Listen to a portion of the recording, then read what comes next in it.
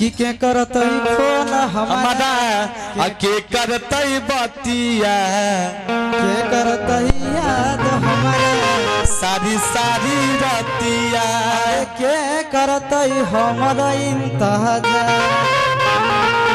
हरा दिया दे मोरा जान के न लगी हो जान मोरा बड़ी सुकुमार। हम लोग यहाँ दरअसल गाने के लिए नहीं आए थे, बस भैया का आज्ञा हुआ उसका पालन किया हम लोग और गाए 2 लाइन। अभी एक बद्रीनाथ एंटरटेनमेंट से तो गाना आया था जो कि दीपक बेका का चैनल है, ऐसा था हाय हाय बहुत गाना बजा था वो, कैसे था वही बोलो जो पहले हवा मौगी आगे करो हो सभे फुसुर फुसुर बात गड़बड़ लागो हो ना ऐसे है कि करो हो सभे फुसुर फुसुर बात गड़बड़ लागो हो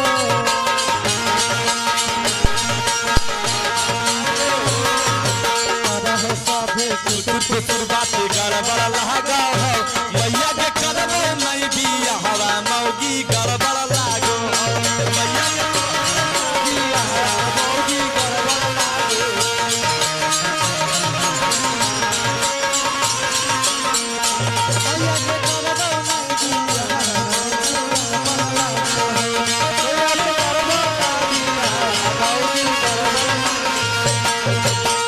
चलिए ठीक है। कमलेश राय जिला परिषद और दिवाकर राय की तरफ से बहुत बहुत पुरस्कार बा, बहुत बहुत धन्यवाद भैया। भैया से एक तो गाना सुनना चाहेंगे वही वाला, कौन भैया? कि हाँ भैया एक सेकेंड, हमनी के मघी में अगर कोनो लड़का के दिल टूटेला कैसे था दे दा दिल जवानी में कि चेहरा सुनर हो खेता कि चेहरा सुनर हो खेता छुपावल ना जाला वो का है चाहे बाला के मनमा सतावल ना जाला साचो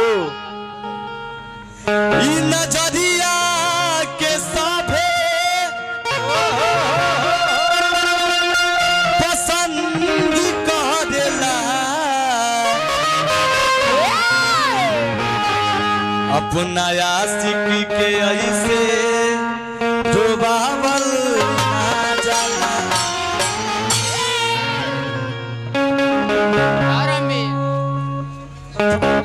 हालांकि अब देहाती जी गायब तो अच्छा लगी।